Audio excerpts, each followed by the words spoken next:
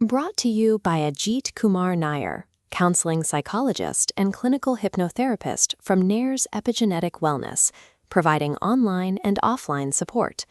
Contact 9446 677 79. We are often told that a successful life is built on a simple formula: find a good job and keep a few close friends. Yet many who follow this script to the letter still find themselves struggling with a persistent, unexplained depletion. This is because human connection is only one strand in a much broader network. To understand where our energy is actually going, we have to recognize that every individual sits at the center of 7 distinct relationships. These relationships form a single structural ecosystem.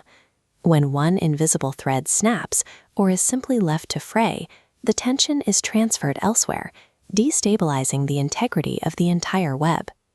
Solving this sense of overwhelm requires a shift in perspective. Instead of trying to fix the world around us, we have to start with a diagnostic journey that begins at our deepest internal center and works its way out. That journey starts with the 3 inescapable relationships that make up your internal world: your mind, your heart, and your body. First is logic, your internal GPS. While essential for navigating facts, it becomes a trap when it turns into analysis paralysis. This happens when we treat life as a rigid math problem to be solved, rather than an experience to be lived. The remedy is using logic as a tool for clarity while checking it against your intuition. Question your assumptions, but don't let your mind talk you out of your own humanity. Next is emotion, the weather of your inner world. When we lack a healthy relationship with our feelings, we either numb them until they manifest as physical tension, or we let them drive our every reaction. Building emotional agility means learning to acknowledge a feeling, like anger or grief, without becoming it. You allow the emotion to exist without letting it dictate your actions. Third is the body. We often treat our physical form like an adversarial machine, something to be pushed to the brink of burnout or criticized for its appearance. You restore this relationship through somatic awareness. It starts with a simple partnership: listening when the body asks for movement and respecting its need for rest or hydration. Stabilizing these 3 internal pillars creates the foundation for everything else. Without this internal baseline, we risk projecting our own unresolved friction onto every external interaction. Once the inner ecosystem is secure, the focus shifts to the immediate environment, the space where your personal values meet societal structures. The 4th relation is family, or your roots. The danger here is remaining stuck in old childhood dynamics or letting inherited psychological patterns dictate your adult choices.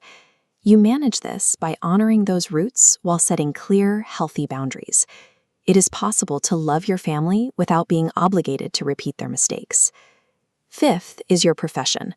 Hustle culture often leads to identity fusion, where your self-worth is entirely tied to your productivity.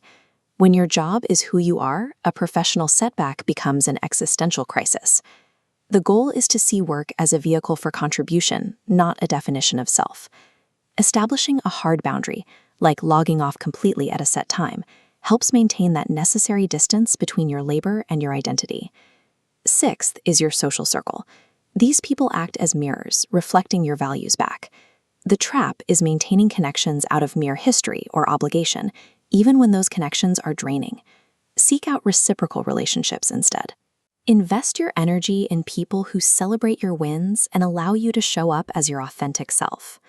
Actively managing these 3 external areas creates a secure perimeter, protecting the energy you've cultivated within your inner self. Finally, we expand to the widest thread of the web, your relationship with the world at large, which leads to a deep-seated feeling of isolation. You shift this dynamic by practicing stewardship. Even a small act, helping a stranger or tending to nature, changes your status from a spectator to a participant. By taking an active role in the collective ecosystem, you begin to replace that sense of powerlessness with a tangible connection. This anchors the outermost edge of your web, providing a sense of belonging in the macro world. Living well doesn't mean keeping all 7 of these relations in a state of perfect, unmoving equilibrium every hour of the day. It is more like a symphony. At different times, different sections must take the lead, while others move into a supporting role.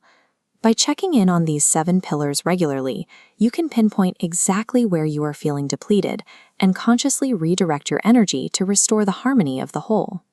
Thank you for watching Ajit Kumar Nair, rehabilitation professional from Nair's Epigenetic Wellness, providing online and offline support. Contact 9446 467779.